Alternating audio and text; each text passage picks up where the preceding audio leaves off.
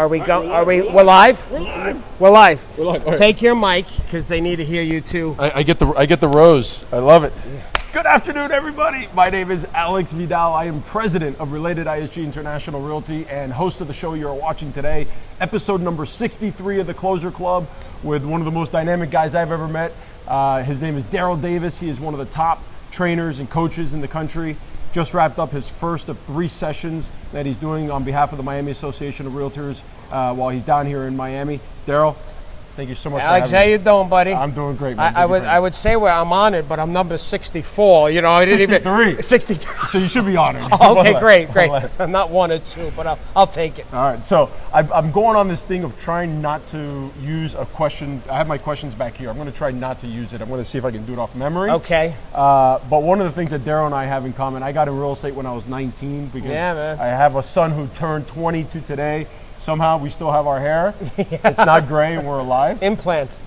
Well, I don't have implants. I'm not kidding. I'm kidding. And we're testing out this new lapel mic that Darryl was gracious enough to let us borrow for today. Yeah. Darryl, you've authored 3 books.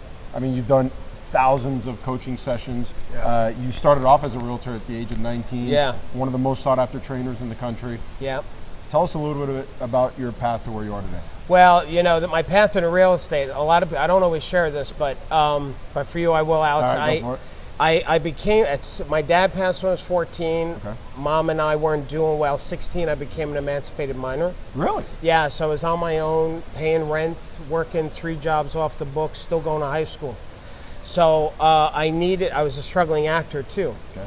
So, you know, they say that, I started getting into real estate. I looked at real estate. I said, you know what, this is a great profession. I can make my own hours and still pursue my acting career. So I started real estate in 19 to pay the bills, so I still pursued acting. But I really got into real estate. I was very successful, doing 6 transactions a month, and then managed an office, and then started doing the seminars, which kind of... Why did you get into management? Oh, man. I'm joking. Yeah, well, I didn't want to be the broker because there's a reason why they call it broker. They're broker. Yeah. So, but managing because I want to inspire people. It's kind of like a pseudo. It fills my soul of entertaining and helping people, which is what the acting thing is in my blood. So anyway, so that's why I love doing what I do now. Now, like me and like you, we get in front of hundreds of people sometimes to talk. This video, God willing, will get close to 15,000 views. It's only you, me, and a friend of mine watching right now, maybe. I don't know. Probably all the views come later. But you know, you got to wake up with a lot of energy because nobody wants to see somebody boring on stage. Yeah. So what are the tips that you have, or what are the tricks that you have to stay in that motivated, really high energy mindset? 5-hour energy and medication. And you are in Miami, you have Cuban coffee. That's right, yes.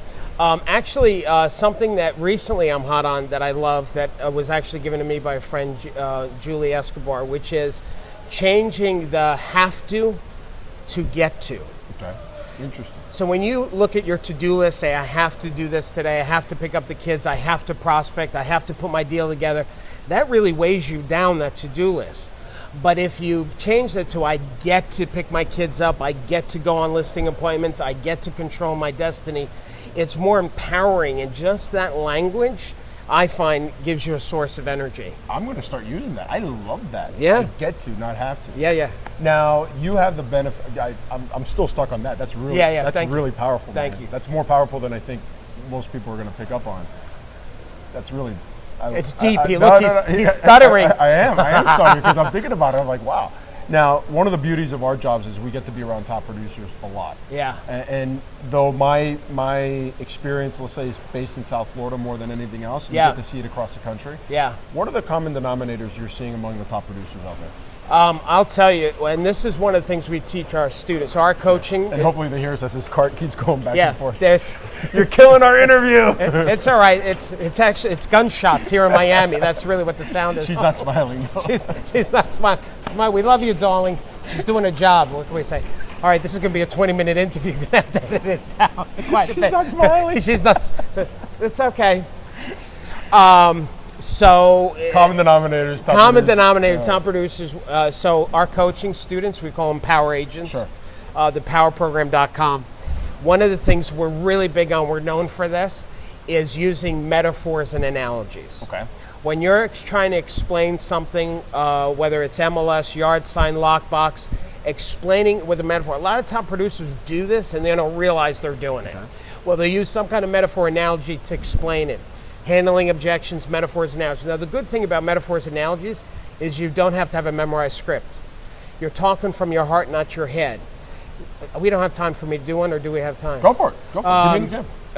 But what are the common? What are they doing? Okay, common. Let's go to the common. Let's go back. Okay, not sales technique. Yeah, no. What are the common? What do they have? What skill sets do they have? Okay. That kind of stuff. Okay. We didn't prepare for this before. So yeah, obviously, is they're good at communication. Okay. To me, 90% of our business communication. When you're doing a listing appointment, it's communication. Okay. So they're good at communicating. That's number one. Number two is they're present. Like just with you with me right now. Like you're very present. Like you're tuned in. Like you're not worrying about the cart that was happening. You're there, right? So they're very present. The other thing is they're passionate about what they do. And they're passionate because it's about serving, not about selling. Common denominator top producers is they don't feel like they're closing people. Some do, but the really good ones, they're coaching people. See, like when we talked, before we talked in this interview, by the way, I think this is awesome that you're doing this for people. Thank you. You're not getting paid. No. But you're doing it, and I asked you before camera, so how did you get to where you are? And you told me you recruited here, you recruited there. Like I get, like for you, you're passionate about your product. Sure. So you're not selling. You're speaking from a love that you have for the business. And that is a common denominator. Sales, real estate, top agents, they don't do real estate, they be real estate. It's called human being, not human doing. Got it. And so they live from their heart and their passion to make a difference in people's lives. And it goes back to the motivation, right? They get to. Yes. Not have to. Exactly. I was still stuck on that. We could end the interview right now and I'd be happy. Please don't. No, I don't, because we got some more great content for you. Now, let's talk about value. So I probably say this in every single interview. Yeah. There are 65,000 realtors in Dade and Broward County. Could you have not gotten a bigger crowd in there? No. Yeah.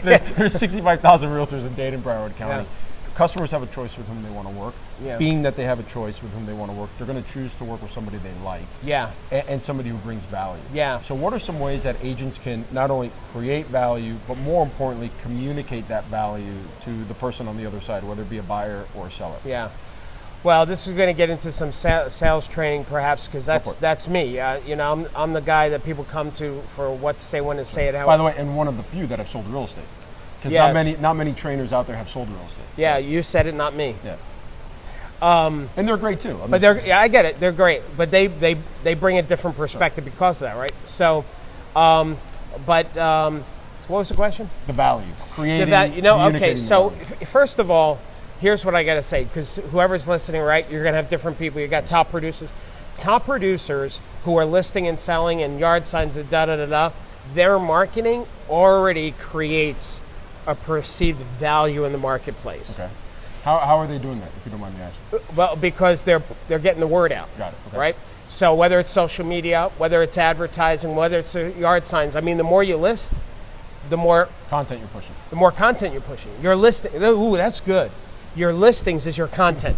I only charge $5 an hour. Right? Okay. So what a top producer's doing to create that perceived value, when they go into a listing appointment, there's probably already listening that homeowner has for that agent. Got it.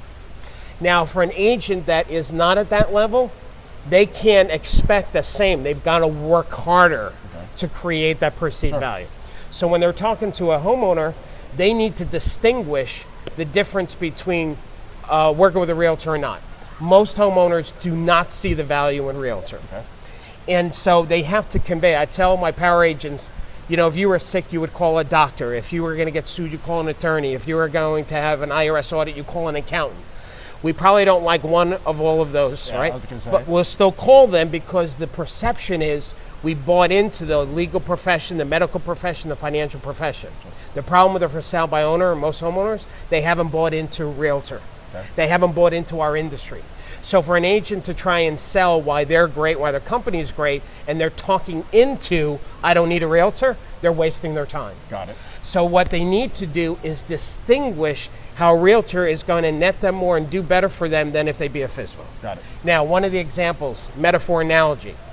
If you were going to buy a couch, where would you go? A furniture store. Absolutely. High-end store. Give me a name of a high-end store. Spazio, I think.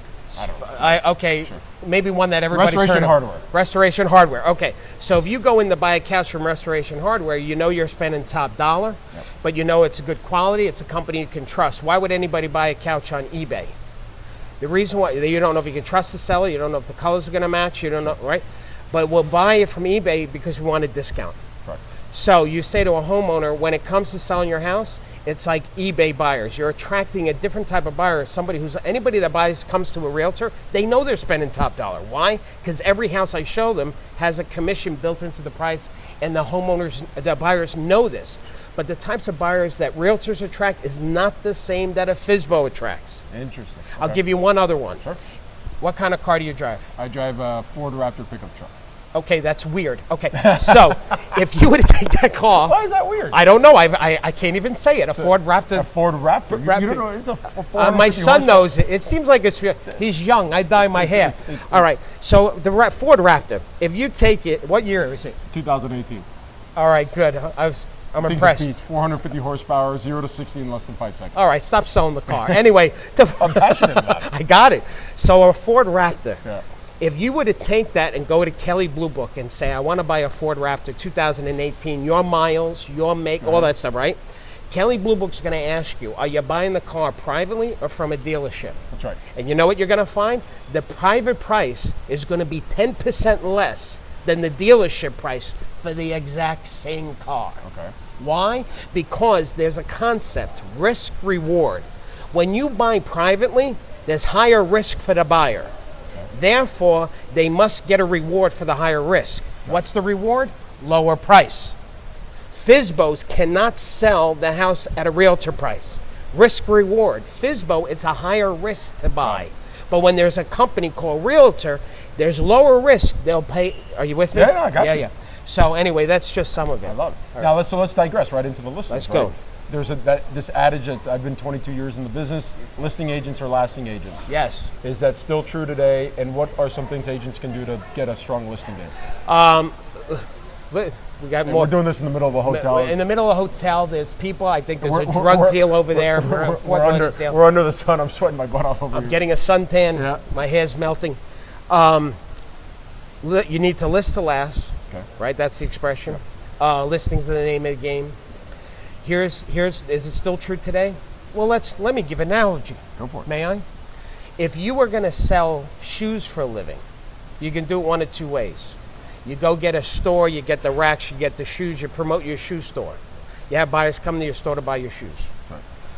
Or you find a buyer who wants to buy a pair of shoes, stick them in your car, and then drive them from shoe store to shoe store trying to sell them a pair of shoes. Which is better? I'll own the shoe store. Yes.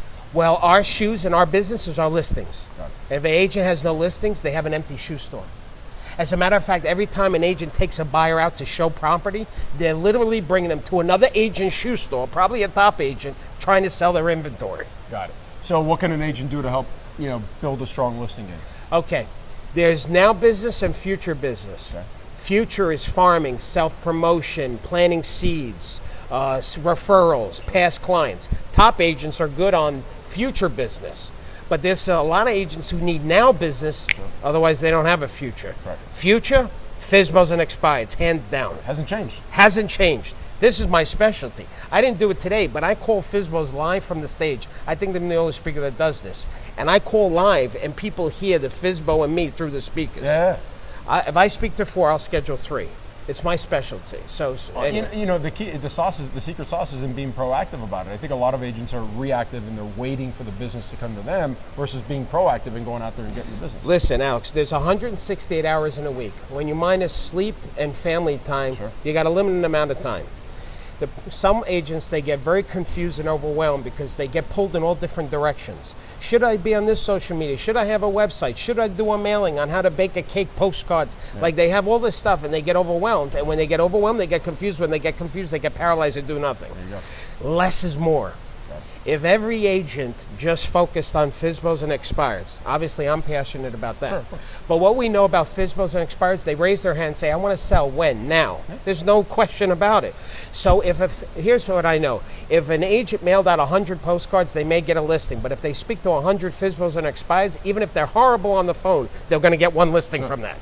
So that's my thought on that. I love it. Go door knocking. That's my favorite. That was my favorite approach. It's another one. Door knocking is good too. You get out in the street, you lose some weight, you build relationships, you meet some people. And you put in sweat equity. Sweat equity. Especially when you don't have the money. That's right. All right, I'm going to cheat on my He's cheating. I'm cheating. He's I cheating made it on the this far. notes. I got no notes. Actually. Where's my notes? All right, lightning round, one word, very short answers. Best ROI for leads. I think you just answered it. FSBOs. FSBOs. If you only had one way to prospect, what would it be? FSBOs. FSBOs and expired. Wait, no. I'm going to change the first answer. The ROI, best investment, my coaching program. Well, it's $27 a month. You can't lose. Well, we'll come back. Let's circle back to that. Okay, all right. So I'll let you pitch that. So FSBOs, expireds. Favorite social media platform: Facebook, Instagram, or YouTube? Yes. All three. What keeps you up at night? What fear do you have? That I'm not good enough. Interesting. So how does that affect your day to day? I'm probably working hard to prove that I am. Interesting. Is that? Well, we won't get all psychological. I'm being honest. So, no. I love it. I think you and I should. I think that probably. It's funny. There's a side of me that says I'm good enough, but there's a side of me that says I'm not. And you want to work. And that drives you. I see the emotion. You see the emotion. Holy shit! Well, pardon my French, but wow, man, that's awesome. One daily practice every agent should be doing to change your business for the better. Pray. Pray. Okay. What's the most consistent thing you do? Most consistent thing I do is I check my social media. That's what comes to mind, yeah. Something we'd be surprised to know about you. I think you answered it in the intro. That's right. Well, I got another one for you. I have 10 cats. You have 10 cats. Oh, you're one of those guys. All right, interview over. I may not air it. That's because I do cat rescue. I save these That's awesome. And you're a stand-up comedian. And I'm a stand-up comedian. What's your favorite realtor in the country doing? Balancing his business with his family. Correct. All right, awesome. Last thing, and then I want you to talk about where you're going to be the next 2 days. Yeah. A book, podcast, or TED Talk recommendation for the audience. Moments of Truth, book by Jan Carlson. Okay. Moments of Truth. Moments of Truth. Okay. Real quick, this is powerful. He was president of SAS Airlines years ago, I think back in the 80s. Okay. It was struggling.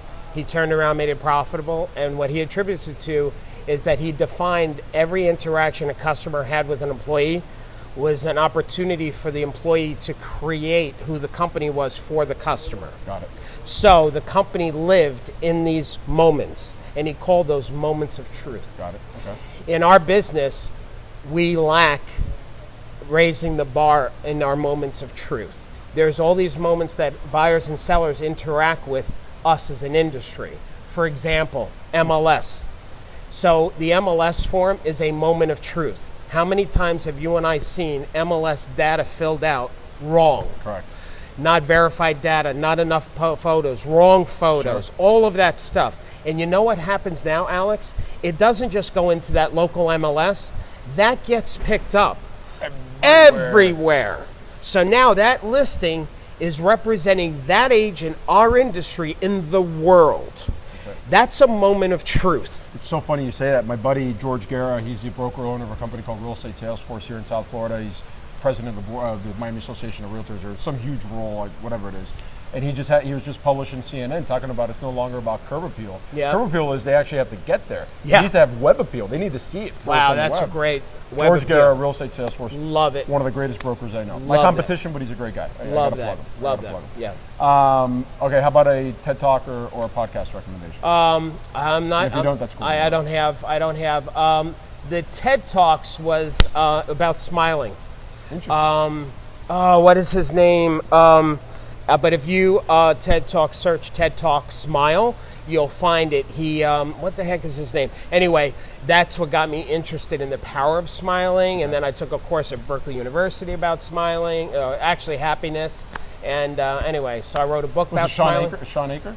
No, it wasn't Sean Aker. Because he's got a great one about happiness. He's got on happiness. No, this was a TED Talk about smiling. Interesting. And gosh, for the life of me, I can't remember it, but he talks about, anyway. Yeah. Now, Darryl, this was the first of 3 sessions while you're here. We're up in Coconut Creek, I think is where we are right now. Where are you the next 2 days? And where can they find your coaching program? Oh, okay. So Miami-Dade headquarters tomorrow. Okay. And then I'm in West Palm Beach somewhere. Got it. But the website is kickoffseminar.com. Okay. That's where all my live events are. We put it there. So you'll be at the Miami Association of Realtors headquarters tomorrow, somewhere in West Palm on Wednesday. Yep. And then what about the coaching? We're at $27 a month. Where can they find it? Oh my God, it's thepowerprogram.com. Okay. And there's oh my God, my office is going to kill me. Wait, I have to say this. Thepowerprogram.com / listing lead guide. All right, how about this? I tagged you on this post. You can put it in the comments at the bottom. Okay. All right. So just look at the comments afterwards. All right, good. Darryl, thank you so much, man. Alex, thank you for doing this. It took me a little bit to get you, then I saw you were coming down. I'm like, oh, I'm not letting I'm so glad we did this. I'm so happy. This is great. This is great. He's doing this. I'm trying. Now I'm going to give the rose back. I'm sorry, buddy. Because you got to turn it off. I got to go turn it off. Bye, Facebook Live. Any parting words for the audience? Don't forget, we don't just help people buy and sell real estate. We actually help them get to their next level in life. So the more people we help, the more money we make. That's it.